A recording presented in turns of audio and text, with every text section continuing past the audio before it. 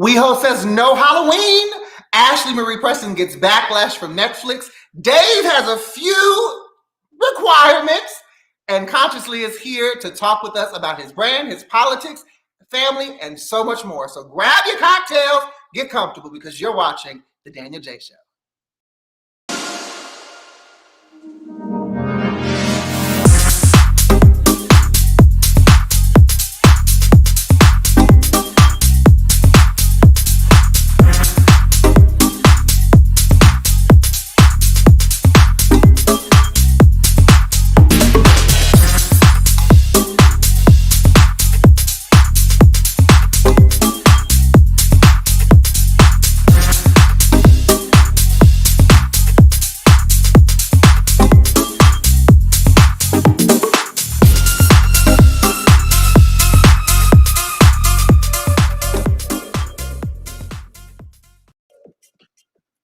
What is going on, everybody? It is your boy Danyol Jaye. You are here live with the Danyol Jaye Show, and we have an amazing show for you today. Before we get into our Dish the Deep segment, I have to give a quick shout out to By Love Jones. By Love Jones is an apparel line. They have home essentials types of things.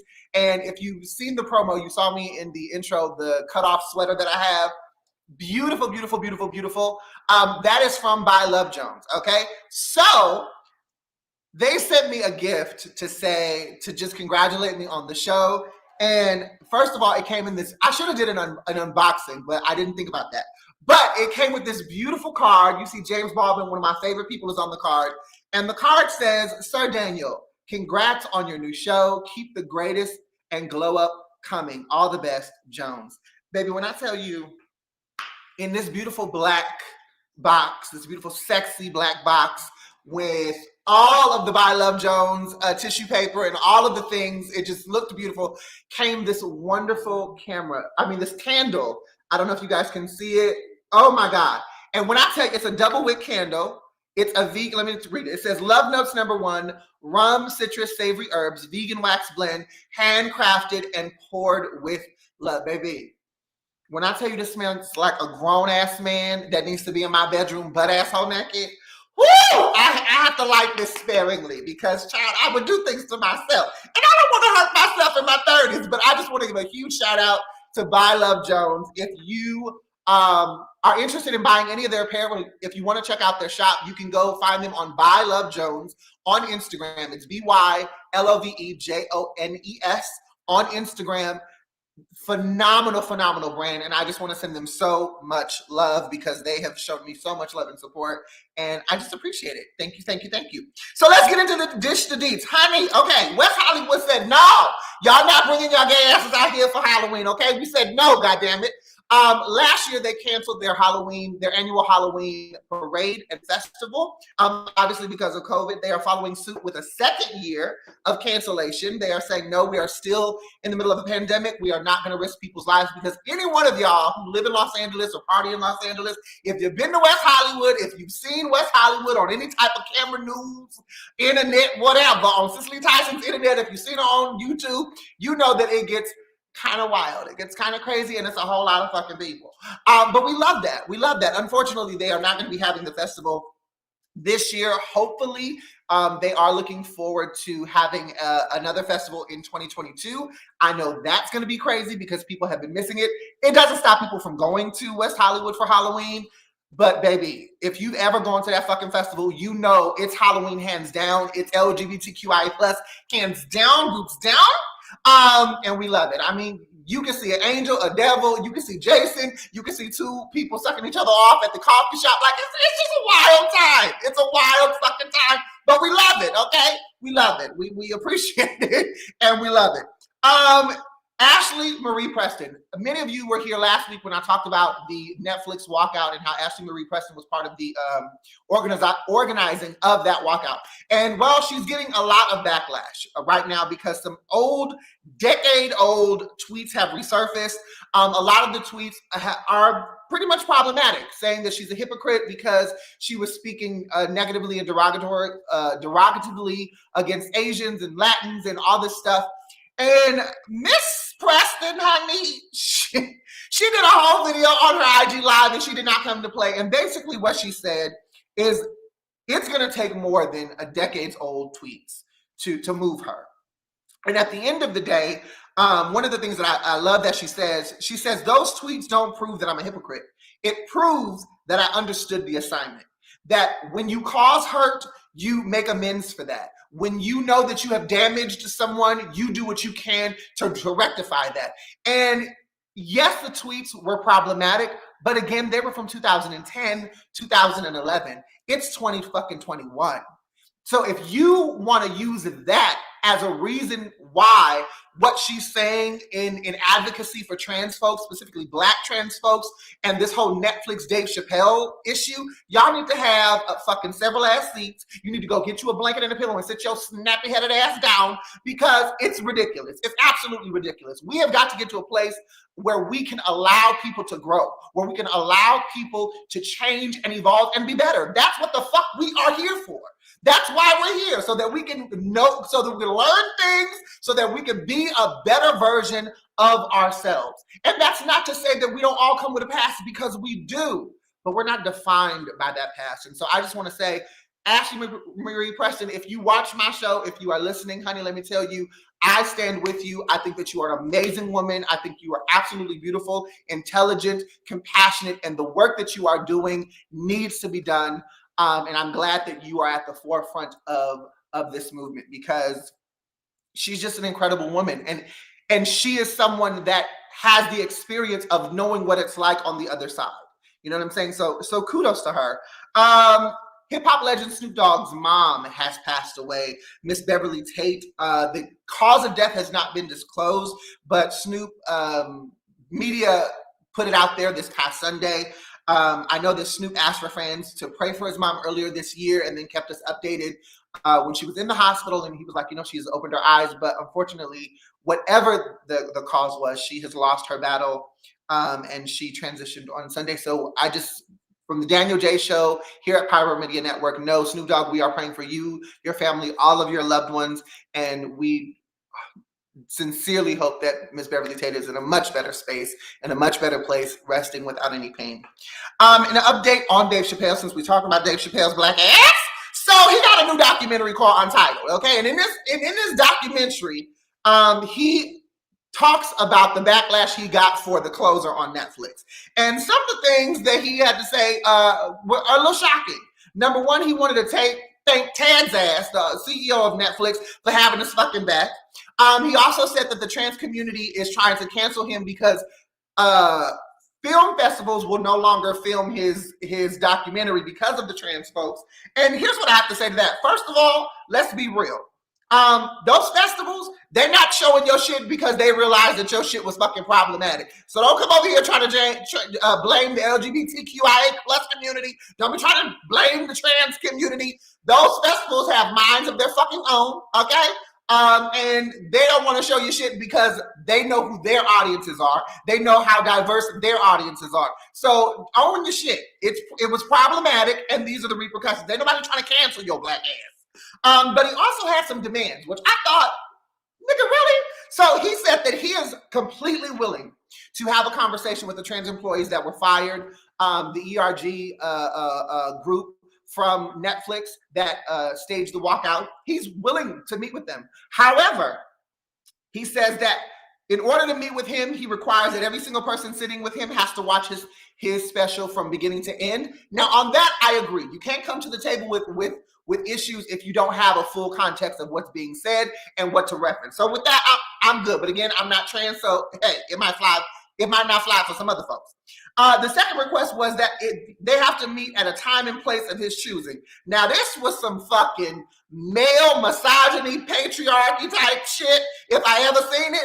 And I'm just not here for it. First of all, how you drop a fucking bomb in the middle of a community, run your black ass off so that they can all scurry and fight amongst each other, and then you got demands on when and where you want to meet. Child, please, athletes. And then the third was that he said that he'll do it if the LGBTQIA community agrees that Hannah Gadsby isn't funny. Now, Hannah Gadsby is an Australian comedian who had things to say about her name being included in Ted Sarando's statement, and as far as trying to use her as to show that Netflix is diverse, and in defense of Dave Chappelle, she didn't appreciate that, and she spoke against that, and so this is his joking way of kind of getting back at her, and for that, I just think that's in poor taste at the end of the day. Dave, if you really wanted to sit down with motherfuckers, you would sit down with motherfuckers. You wouldn't go to your show where your supporters are, and make a mockery of it. You wouldn't be trying to have jokes. And you just said in the fucking closer that you were done with the LGBTQIA jokes. And here you are in this fucking Untitled documentary, nigga, with more LGBTQIA fodder to share. So I'm a little confused, bro. I'm a little fucking confused. Update on the Alec Baldwin story. Last week we talked about how he accidentally shot and killed a director of photography on the set of Rust, as well as wounded the other director of the film. So far, the gun that has been fired, investigation is still going on. Everybody's involved with the investigation. However, we have found that the gun that was used on set was also being used offset so that Alec Baldwin could have target practice. And so this is one of the reasons why people think there could have been a live round in it, because he was practicing with live rounds offset. However, the other piece of information that is a little strange is that this gun was kept with all the rest of the guns that were used on set, but the rounds that were, the blank rounds that were supposed to be used for shooting, no pun intended, were kept by and near and mixed in with live rounds. As a prop manager, prop person, I don't know how the fuck this happens. And so for me, that's the person that I'm going after. I'm not saying anything. I'm not trying to throw nobody under the bus, but I'm just saying, like, who the fuck is checking these guns and who's not checking these guns? But as I said, I will keep you updated with that. And so far, that is the only update that we have in regards to how the gun got the live round in there and how this horrible accident has happened. So that is Dish the Deets.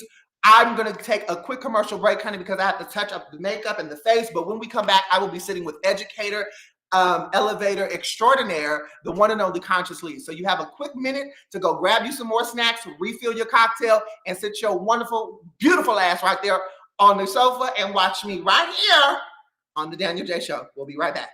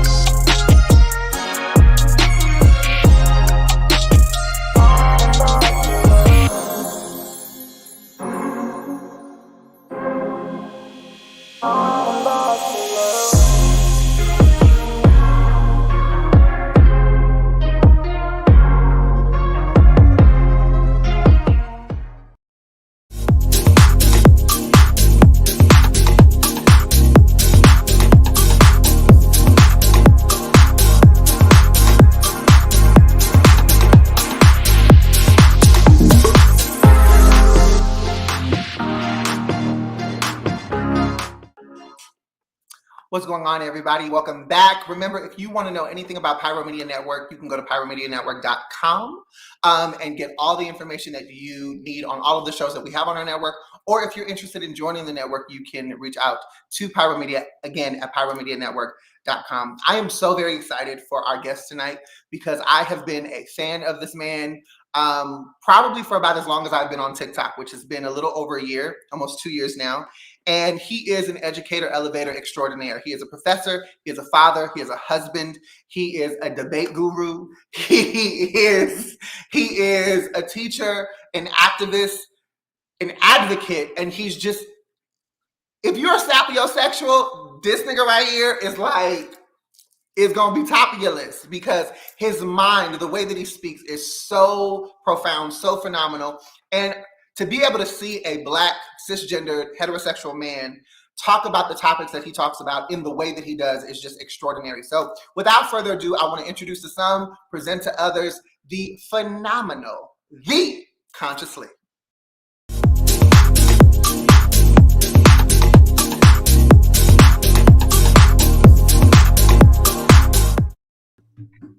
What's going on, sir? What's going on? You're here on my show. That's what's going on, and I'm so super excited. How's your day been? It's been good. It's been real good. I saw that you had a live just before this show, and it was getting a little heated. You was on with my homegirl, Hope Giselle. I had her on the show about a week or so ago. Yeah. What was the live? What was you talking about on the live? Being frustrated with the way that the Black community, the way that my community has been able to copy and paste a whole bunch of right-wing conservative white supremacist notions of sexuality and gender, in this instance specifically gender, because sexuality and gender are the same thing, specifically when it comes to the trans issue. So I see that a lot of the arguments that people in my community is making through the guise of being pro-Black and Afrocentric is essentially arguments that come from white supremacists. And you know what I'm saying? Shit, I was really just, voicing my frustration on my Instagram live. And shit, I feel like it turned into a very great conversation and warmed my heart, honestly. So I'm feeling good now. One of the things that I did this morning was I spent about 2 or 3 hours literally trolling the shit out of your TikTok page because I really wanted to get my study in. I wanted to make sure that I was asking questions that were pertinent that people want to know, and I also didn't want to necessarily ask things that everybody else asks you. But one of the things I came across a video that you did where you talked about where your love or where your awareness for politics came up.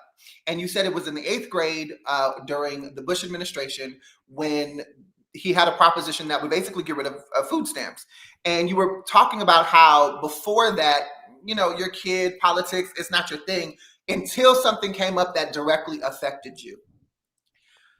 My question to you is, do you feel that most people, and for the sake of this conversation, everybody watching, for the sake of this conversation, we're going to keep it to the Black community because that's our focus.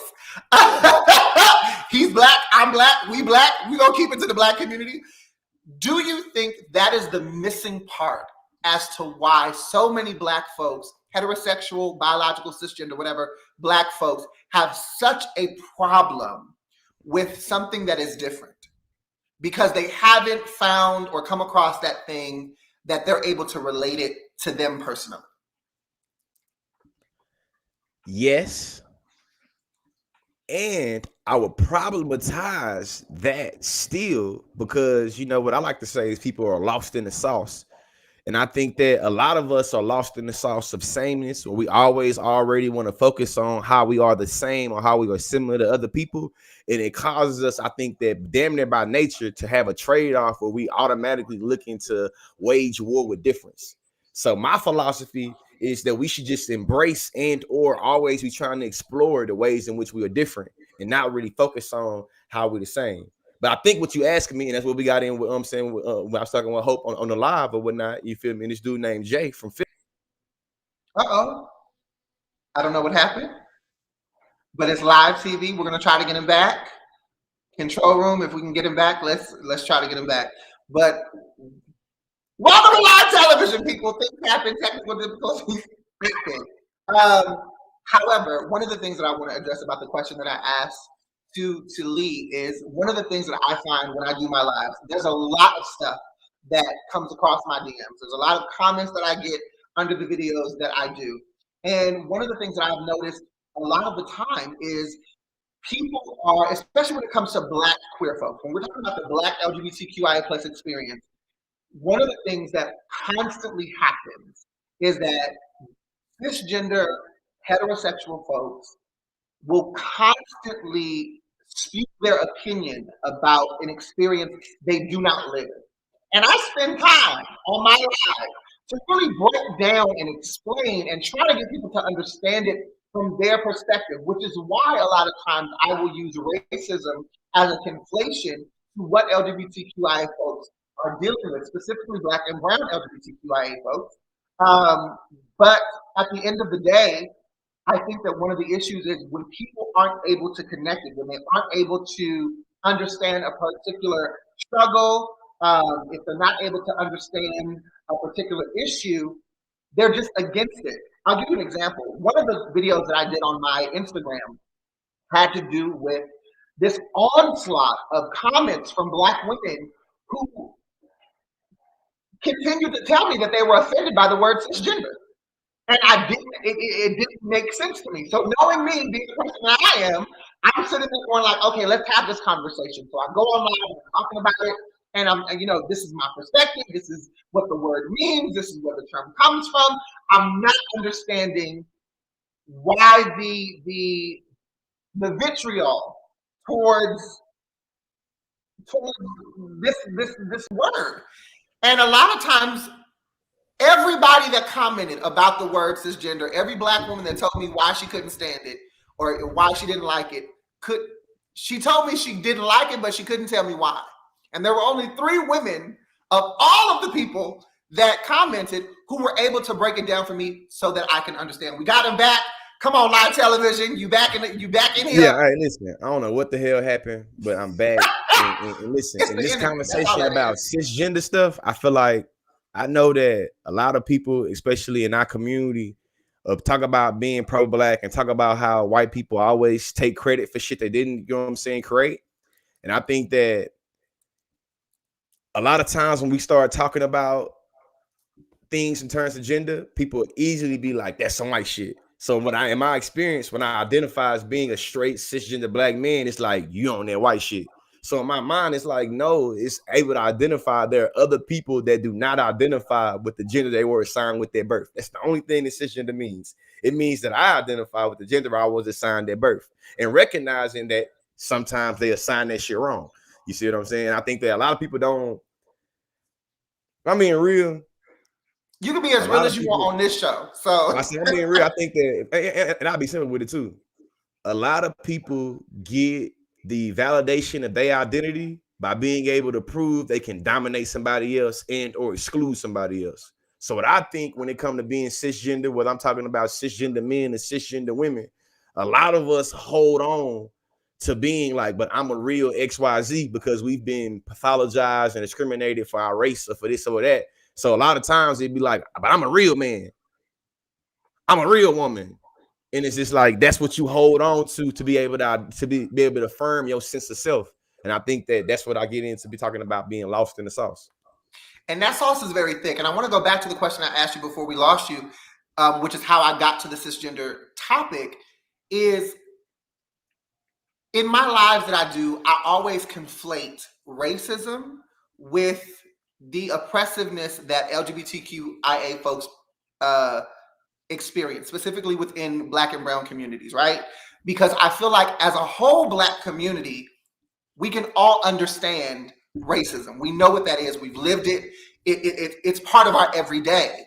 And in order to get people to understand that the same jargon, the same rhetoric, the same Jim Crow tactics that are used against Black people are the exact same tactics that cishet Black folks use against Black LGBTQIA plus folks.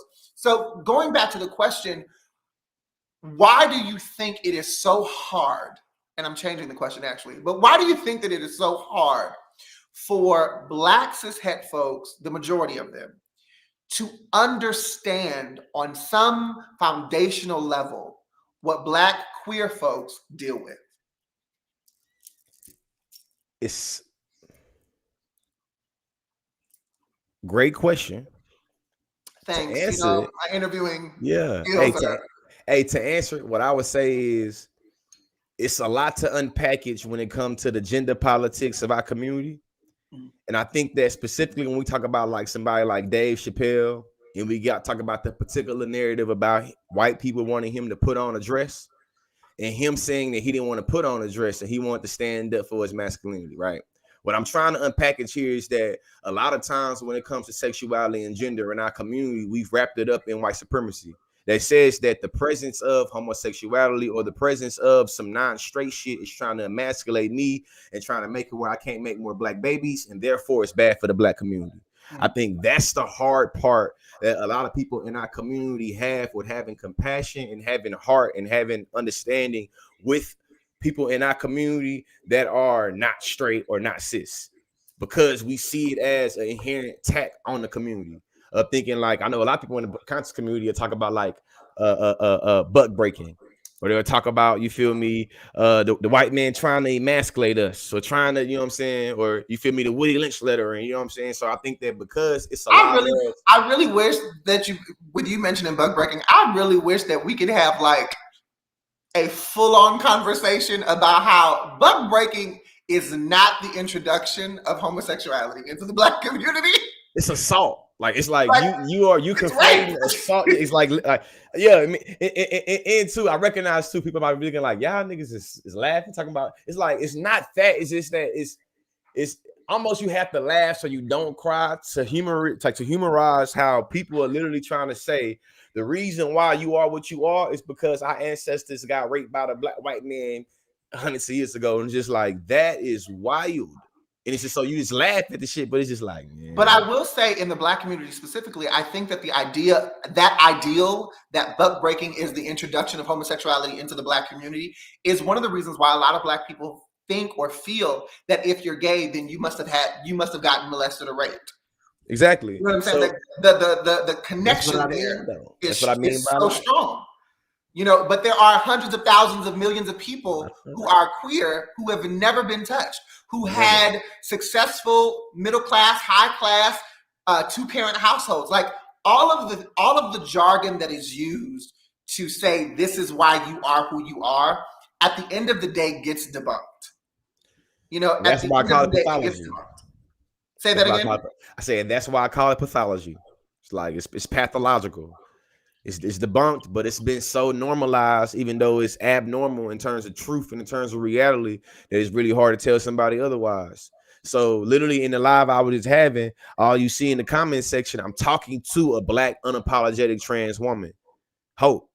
Motherfuckers in the comment section, but you choose to be trans and X, Y, and Z. I'm talking to a black man that's talking about, you feel me, being from Philly and having a record and serving 11 years in jail for shooting people and serving drugs and shit, but really having a real transparent conversation about trans identities.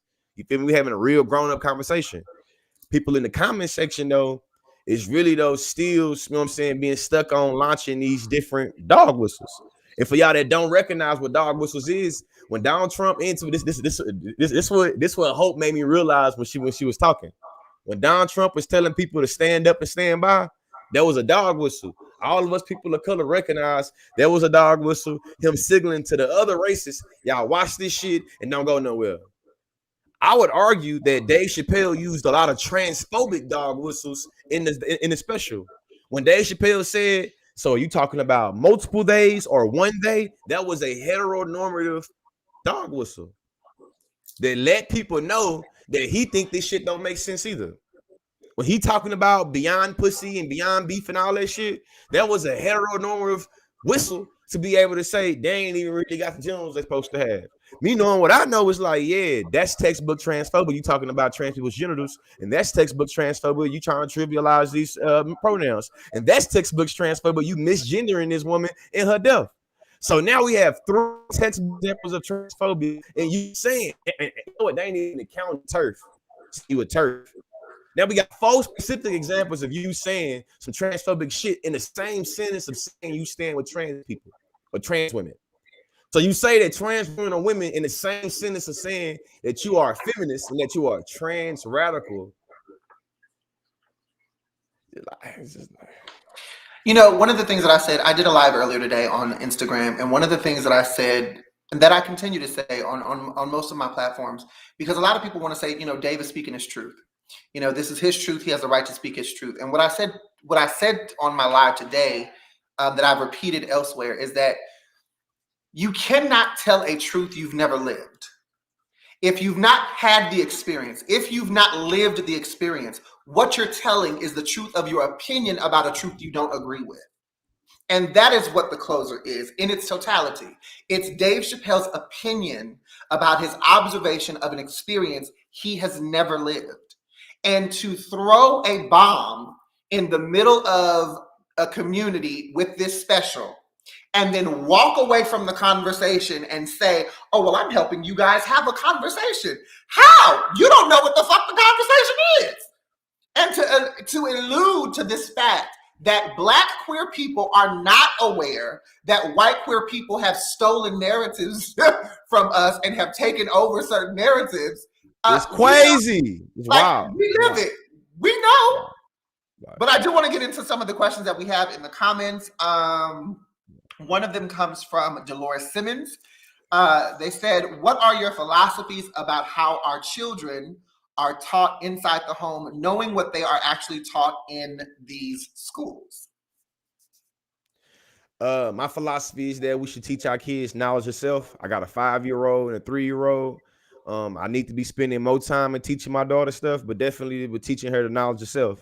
So right now she's only 5, so really teaching her about her personality and thinking in terms of what is your personality, like what make you laugh, what make you cry, you feel me, what motivates you, what make you want to go play, what make you want to, you know what I'm saying, sit down and really thinking about like how do you know yourself? Because what I learned from Malcolm X and all of the people like that is that when we allow for the oppressor to teach us our racial identity, it's going to be taught in a way that we always already think of ourselves as being inferior. So I want to make sure, you feel me, my daughter is all conscious of not only being a young Black girl, but also, you feel me, recognizing what colorism is, you feel me, and knowing that, you know what I'm saying, that she's going to be perceived as being light-skinned, you feel me, and, you know what I'm saying, recognizing that we have done a lot of things in this country, you feel me, and recognizing we have a history before slavery, and really teaching my daughter knowledge of self, you feel me, teaching my son knowledge of self, and, you know what I'm saying, starting in the home and being able to teach our kids really who they are.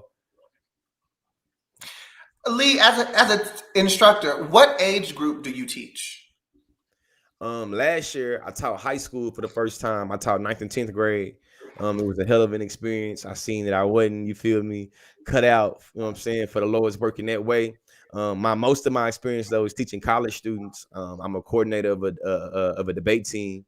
And I teach kids from, I guess, 18 to 25. Well, not just a debate team. This is a world-renowned, award-winning, like one of the top debate teams in the country. We got a national championship under our belt. We got a national championship under our belt, and we, you know what I'm saying, we've had some wonderful, great debaters come through the, you know what I'm saying, our program, and to be able to represent for the university and be able to win a whole bunch of ballots and bust a whole bunch of asses in that debate room. So definitely, you know. I want to read Miriam Maiden's comment. They said, I thought that Dave Chappelle was really talking about white trans people and how they behave and how they have adapted the Black people's in terms of racism and trying to fight that cause. To that, Miriam, I have to say this. You cannot advocate for a community that you do not recognize and acknowledge. And that was one of my issues with the closer. I understand Dave Chappelle's target is always going to be whiteness, white supremacy, and all of the systematic oppressive structures that white folks throughout history have created and benefited from. However, when you talk about LGBTQIA communities and you talk about it in a way where the hidden tongue-in-cheek connotation is that LGBTQIA plus experiences is a white construct because you do not fully acknowledge the Black queer side of things. You don't fully recognize them. You don't have a conversation. You don't include them in the conversation. What happens is that Black and brown portion of that experience gets erased. And we mentally, psychologically, emotionally will then connect anything that's gay, anything that's trans, anything that's whatever to the whiteness. So his lack of acknowledgement of Black queer people outside of the very dismissive statement of, I don't have a problem with Black gay folks, but these white gay folks, it's like, you don't have a problem with Black gayness because to you, Black gayness and Black queerness is an anomaly. It's not the norm. And if white people didn't exist, queerness wouldn't exist in Black communities. That's the line. That's the undertone. And where I come in at it is that in terms of you specifically saying something about an erasure, he said specifically he evoked Stonewall. So with me knowing what I know, it's like, hey, listen, Stonewall is a revolution, I don't even know what I'm saying, a movement that birthed the Pride movement. You feel me? But I also know that it started with a Black trans woman and a Black, you know what I'm saying, in a Latino trans woman, you feel me, fighting back to police brutality. What I also know in terms of an erasure is that when the Pride movement first started having their parades, they excluded the Black trans woman from being on that motherfucker because they felt like she was doing too much. It felt like she was too radical. It felt like she would bring, you know what I'm saying, a bad rap and shit. There was an erasure, an intentional erasure that happened. When Dave Chappelle say he missed the old Stonewall days in the same conversation of talking about trans women, the erasure is already done. He doing it. I ain't even got to be a philosopher. He did it. And if you was able to watch the closer and you not able to understand who Marsha P. Johnson is specifically in a conversation of a Black man, Black cisgender straight man talking about Stonewall, it's a crime that's been committed. Especially if you can be like, I think he was talking about what's it called. My last thing I say on this specific question is think about the 4 criticisms I had for Dave Chappelle being transphobic. Those criticisms do not specifically hit at white people. When he calls himself a TERF, the burden is on you to tell me how he identifies specifically white trans people. That criticism seemed like it landed on all trans people. When he say they or multiple days, that sounds like everybody that has the pronoun of they. And let me tell you something. I also have a preferred pronoun of they. He, him, and they is my preferred pronouns, and I'm straight and I'm cis. You feel me? The third thing, you feel me, is the misgendering. When he misgendered, you feel me, his friend, they call his friend, that wasn't unique to her being white. That was unique to her being trans. So even if you want to say his criticism was towards trans people, and he say it's the way that white oppressed people, they can be oppressed until they got to, you know what I'm saying, call the police. That's cool. I can agree with that statement. But that don't mean you erase Marsha P. Johnson and Black trans people, especially knowing that Black trans women have one of the lowest life expectancies in the world, in our country specifically anyway. There's a lot to unpack, and we're going to unpack more of that. We have to take a quick commercial break, but when we come back, we will continue this conversation with the phenomenal Consciously. So go get your snacks, refill up on your cocktail, and come back because you're watching The Danyol Jaye Show.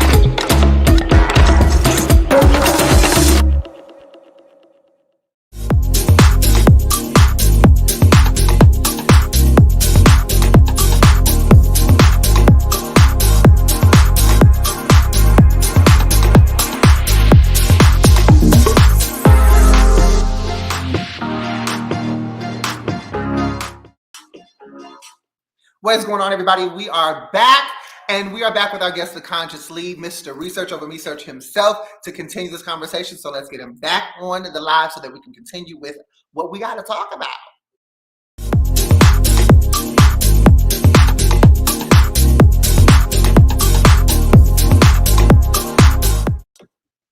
So, Lee, one of the things that I did in my research this morning, in my 2.5, 3 hours of trolling your page or scrolling your page, whatever you want to call it, you talk about a lot of different issues, and you address a lot of different people that bring up certain things, not just LGBTQIA plus issues, which I want to say personally, I'm very grateful for you in that space, because I do believe that sometimes it takes a cis-het individual who gets it and who is willing to unlearn, certain behaviors and learn other things to advocate and be an ally. So thank you for that. But you also deal with just Black ignorance overall. And there was one particular video that caught my interest about you being at the East Coast shore and talking about the ancestors that are at the bottom of said ocean. And a young man, I think his name was Joe. Joe had a lot to say to you about how if they're at the bottom of the ocean, they cannot be your ancestors because they are dead and can no longer have children. My question to you is this. When you come across Black ignorance, and I say Black ignorance again because we are focusing on the Black community tonight, what are the top 2 subjects that just grinds your gears the most when you have to address them?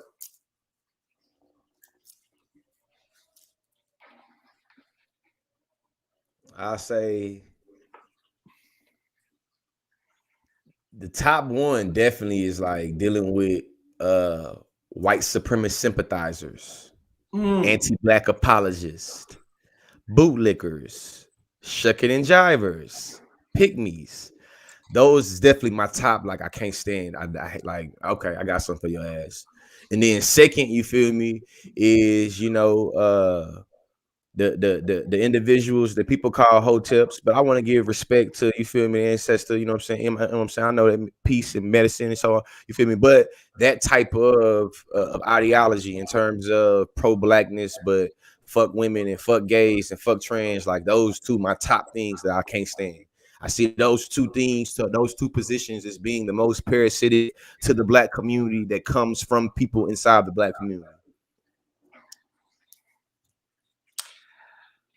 What is your most enjoyable topic to tackle?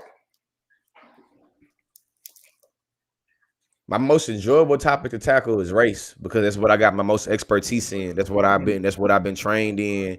I like to brag on this because I spent a lot of hard, you know what I'm saying, work in doing it. But I'm in the top 20 Hall of Fame of college policy debate from 2010 to 2020 because of what I was able to do from the racial, you know what I'm saying, from the perspective and lens of race.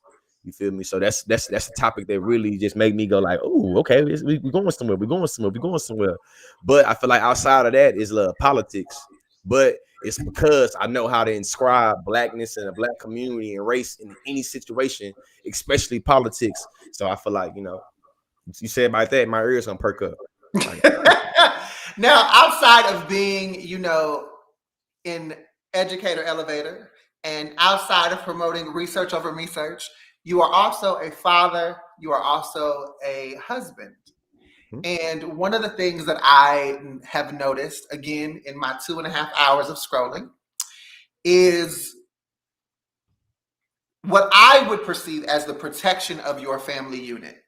We don't see your kids a lot on your page, and we don't see your wife a lot, if at all, on your page.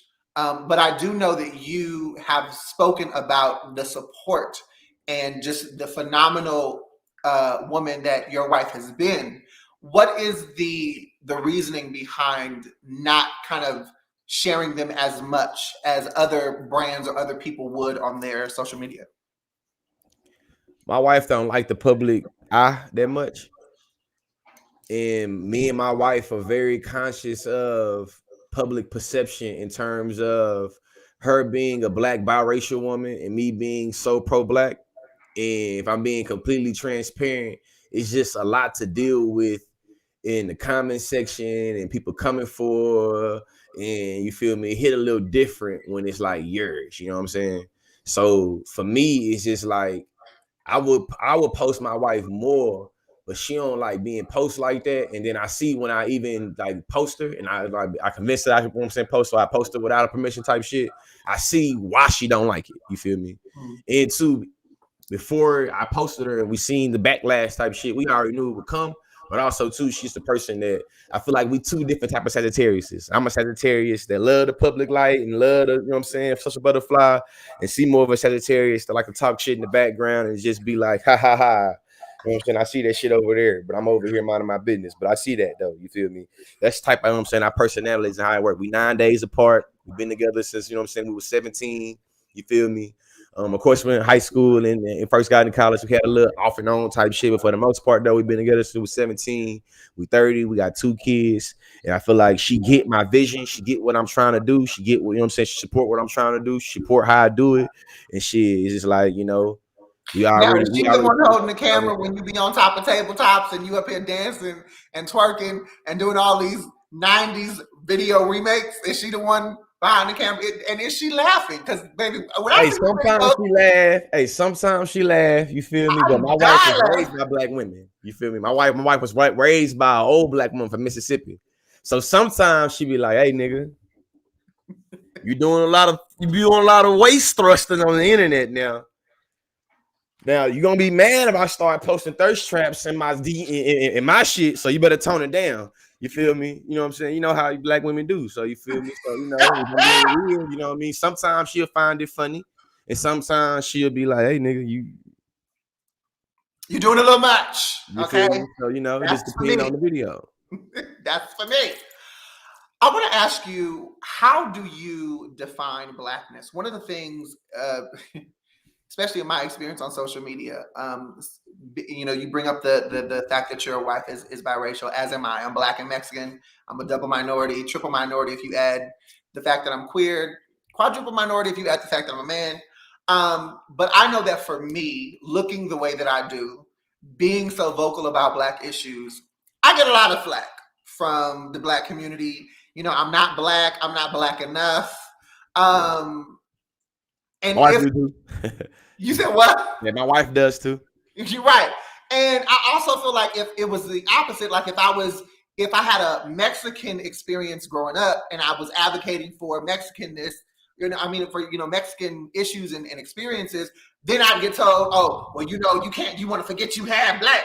Like, it's this double-edged sword. But I always love to ask, like, how do you define blackness? And why do you think that the idea of that, the definition of that, why do you think that is still in 2021 such a vitriolic conversation amongst the black community?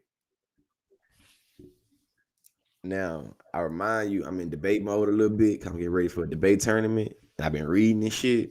This And is if I'm good being, practice then. yeah. So listen though. When you read some of the first critical race theory shits, or you read some, like, you feel me, some of the first like black feminism, you know what I'm saying? Like I said, first black feminism from the 90s. When we talk about like a whole bunch of historical landmark court cases, the very question of how do we define blackness, and outside of how we define blackness, if we say something is black, how do we justify discriminating against it, has always been something that's been hard to define and hard to acknowledge. You feel me? And I think that that's what makes it so much static around being able to say who black and who not black. The one drop rule, brown paper bag test. Is you identified as white? Can you pass as something else? Are you racially ambiguous? We got all these different ways of how I feel like race becomes complex and in some instances trivialized. For me specifically, because I'm a philosopher, I would say that I define blackness first as being the infinite possibility of something else. You feel me? In my mind, anti-blackness is the opposition to possibility, and blackness is the possibility, you know what I'm saying, to what can be. In terms of layman's terms, though, you feel me? I see black, like being black is, you know what I'm saying, having a visible but visceral relationship to blackness and black people. You feel me? And I think that, you know what I'm saying, we can explore what that means. But I think that, you know what I mean, kind of like I recognize that my wife know now Oh, in different situations that, like, you know what I'm saying, like, even though she grew up saying nigga, she grew up, you feel me, you know what I'm saying, being raised by black people, she know in certain contexts people don't know she black. You feel me? So, you know what I'm saying? It's like saying nigga or wearing some box braids, some shit like that, right? She recognizes, you feel me? You feel, like, you know what I'm saying? How people gonna look at her crazy as hell. right. But you feel me? She's black in terms of shit. Her birth certificate say black. You feel me? All she knows is her black family. You know what I'm saying? You know what I mean? So how I see it is in terms of proximity, but that proximity being about like how you identify, but also how you identify yourself. And that's really simplicity how I see it. How you identify yourself and how you identify about the world. And recognizing that those two things matter. Not saying that just because you can pass as being something else that's not black, it means you're not black, but recognizing that it does matter.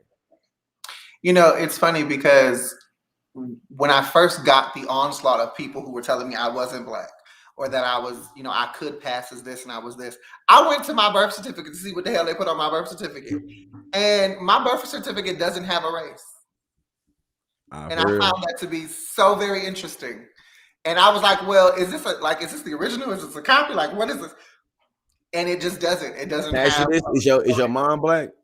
My mother is Mexican. Yeah. She was raised in Los Angeles. Both her parents are Mexican, but she didn't know her birth father. And so the man that raised her was my grandfather, who was a 6'1", 300-pound black veteran. You know, that was the only father that she knew.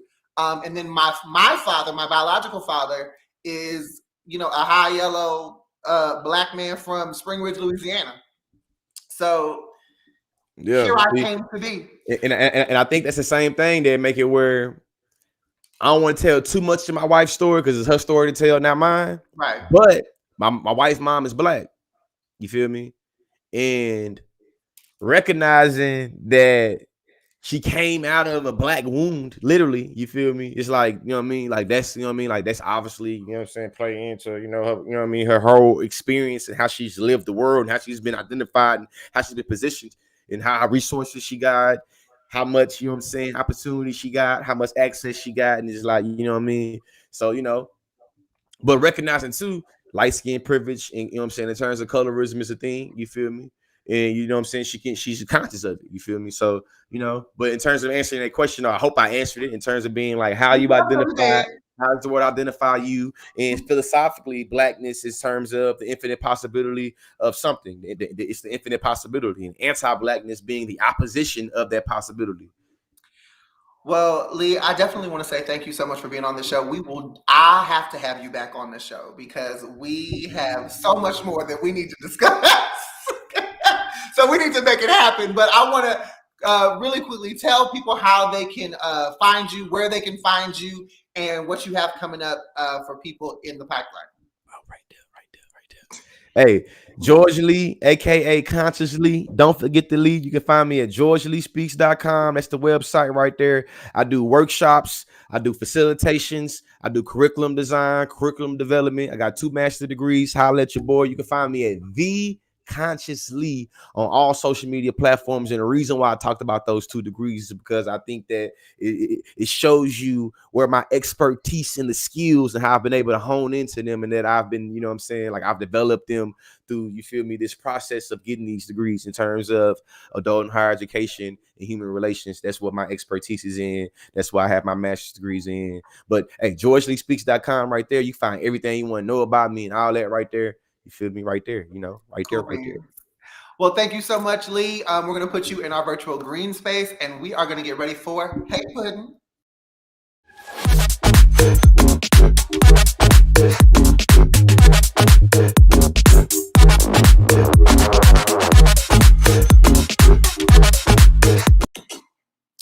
So tonight's Hey Puddin' is a little special because it comes from someone who had a few things to say to me on one of my videos on IG. So I'll let you read it for yourself.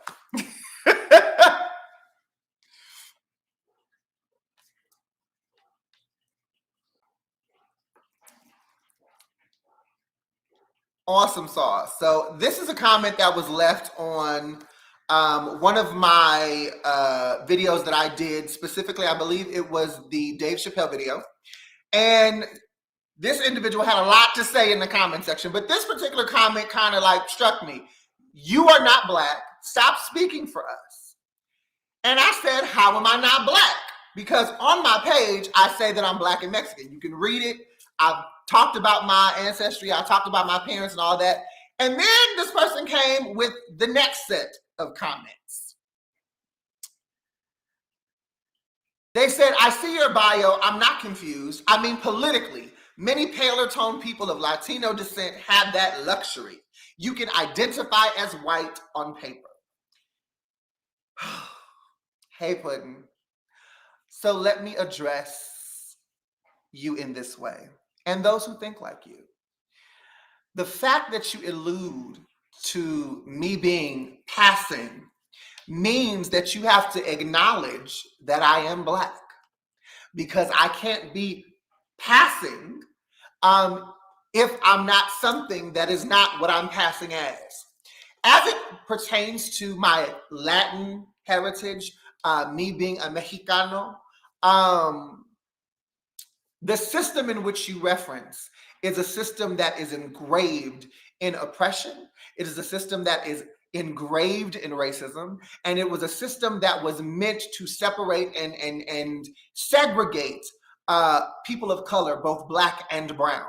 And so the reason why on paper, in our political systems and in our government and in all of our applications, the reason why Latino people who identify as Latin then are identified as a white race was really to oppress and to decrease the numbers and the privilege that were going to Black folks. And that is a system I have never participated in. I have never marked white on any single solitary piece of paper that I've ever filled out for anything. Furthermore, I think it's disgusting that as a Black community, we can still be dealing with inbred colorism, that the light versus dark is still a topic, that because my hue is not darker, that I'm not Black enough, or that I'm not Black at all, that I don't experience racism because I don't look to you phenotypically what I should look like. But I want to assure you, baby, and everybody like you, I'm as blackety fucking Black as I'm ever going to get. And I'm as Black as I need to fucking be in every aspect of my life. And whether you see it, whether you hear it, whether you feel it, whether you agree, I'm still gonna be Black and Mexican at the same fucking time. I hope that you be great in your lavender, boo-boo, and I hope that you can continue in your life spreading the joy of ignorance that you have, because you look like a goddamn fool with that bullshit that you posted on my shit. Outside of that, that's our Hey Puddin' today. If you have an issue, a question, or if you just have a topic that you want me to discuss, if you want my opinion on something and you want to be a part of the Hey Puddin' segment, all you have to do is send us an email at heypuddingcrew@gmail.com. That's heypudding, no G, crew @gmail.com. Thank you guys so much for watching our show tonight. I want to again thank The Conscious Lee. He is a phenomenal individual. Make sure you're following him on all social media at The Conscious Lee. Make sure you're tuning in next week, honey, because we have another amazing show next week, because we're here live every Thursday at 9 p.m. Pacific Standard Time, 12 a.m. Eastern Standard Time, right here on YouTube. All you have to do is subscribe, click the little ring-a-ding-a-dingy, honey, and then you will get updates on when we're live every Thursday, and you can be part of the conversation. Until next time, I want to leave you with this. You are marvelous. You are magnificent. You are incredible, phenomenal, awesome, and amazing in every single solitary way. But if you decide that you want to be malicious, mean, and cruel, do that shit in a room by yourself. And don't you send no fucking invites. Until next time, I'm your host, Danyol Jaye, and this is The Danyol Jaye Show.